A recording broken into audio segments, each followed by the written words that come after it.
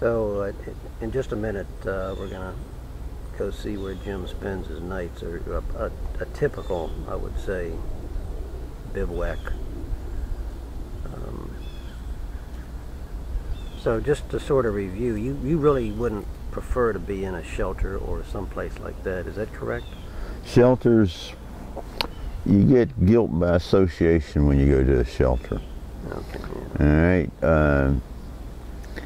If you put down your living address as 207 Ridge Street, nobody has to ask you what that is. They automatically know it's Salvation Army shelter, and they won't hire you.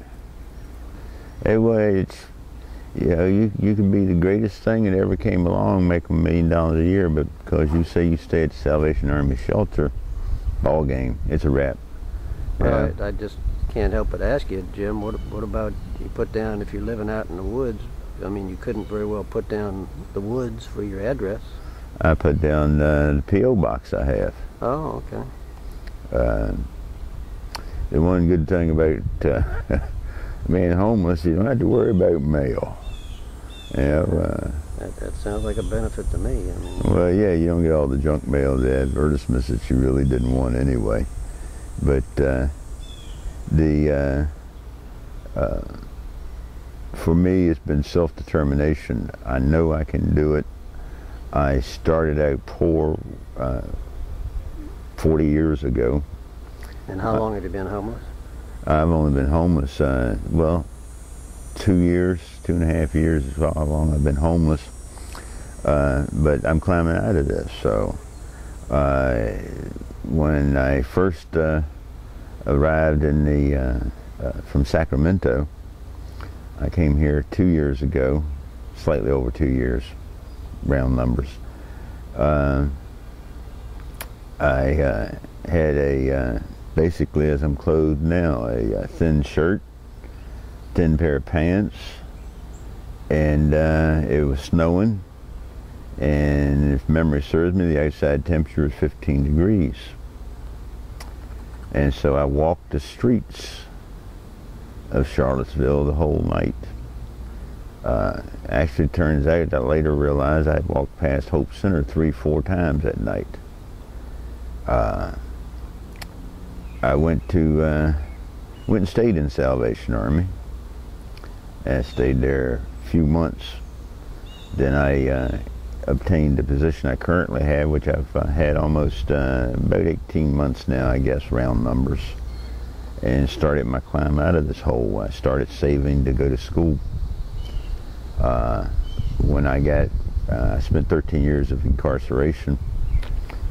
So when I got out, I had already laid plans of how I was going to climb up out of this, because I started out at the bottom once before and became manager of construction services for a large engineering firm, and actually received a secret clearance to work on a couple projects. So I haven't been down and out all my life, just this last couple of years, and I'm really not down and out now. It's just that I've had to find purchase points to make my climb.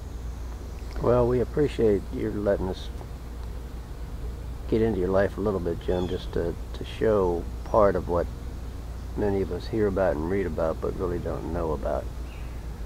So we're going to head over, and once again, this is going to be a security concern when we head to a place similar to what Jim would look for. A little distrustful these days after 13 years in prison and 2 years, maybe a little over on the streets. You don't trust anybody. You learn trust is a very dangerous thing to have when you're out here. It can get you killed. You don't let anybody get up on you that you aren't prepared to do what you need to do to stay alive. Word on the street is it's better to be judged by 12 than carried by 6. And they're right. But I avoid people. So this is Jim's home, as I guess we all kind of think of a home as some place we sleep and some place we go to. And or this is similar, actually. for security reasons, I didn't want him to take me and us to a place that everybody could recognize. But to my rear is a like a clover leaf, and the first thing I asked him was, "Are you back up in the brush?"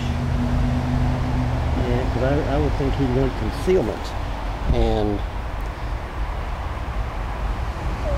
in walking over here, I could see immediately that in the brush there's a ton of poison ivy. So Jim, why don't you just give us an idea of how you look for a place and just anything you think is important. Well, camping is no different today than it was back when Davy Crockett and Daniel Boone were out there being backwoodsmen, especially for the homeless. All right, we have the same problems. All right, we're living outside. Some homeless live in the city. I was raised in the country, so I know how to survive in a country setting. So when I'm looking for some place I'm going to stay, I scope it out for a few days. One, I want to know what kind of traffic goes through there as far as people. Automotive traffic isn't a major concern, but who's using the area. And you look for drainage as far as natural things. You're looking for something that drains well. You don't want an area that's down low, but yet you don't want to take the high ground because you stand out. You're the highest thing around. So using what the military teaches the scouts, when they're out scouting around, you can actually conceal yourself behind a 6-inch berm, for that matter, if you're at a distance from the people you're trying to hide from. That's what the military teaches. So I look for some place that's going to have maybe 12 inches of cover, that when I lay down, I'm invisible. And also look for a place that is dark, tree line, because anyone that was in Vietnam knows that crossing from the rice paddies into the tree line is the most dangerous spot of all. And that's where they had most of their ambushes. So I know the tree line. Once I'm inside the tree line, I'm less likely to be seen at night. A lot of shadows are cast in areas like this.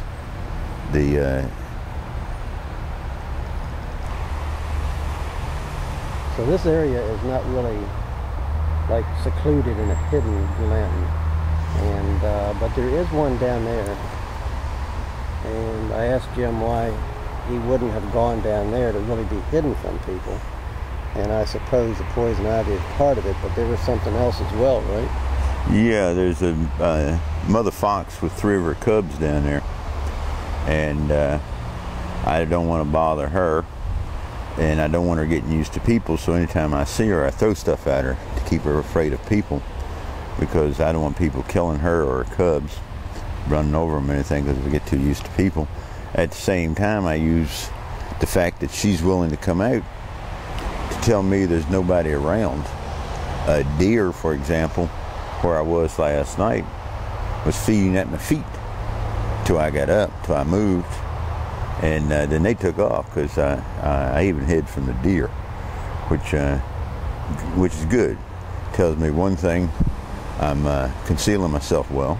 If I can conceal myself from an animal, I'm sure I can conceal myself from city folks. Well, what time would you normally get into to a night position? I would come in here probably around 11 to midnight in a place like this, and would leave by 4 a.m. I would be up and out of here. Okay, and I guess, Jim, if you were talking to another person and they said where would be a good place to sleep at night, I would imagine you wouldn't want to tell them where you... I would not divulge anything. Okay. I started out hunting for places, literally living in stairwells, as you asked me about earlier. I slept on stairwells. I slept out in behind churches, up in the downtown area.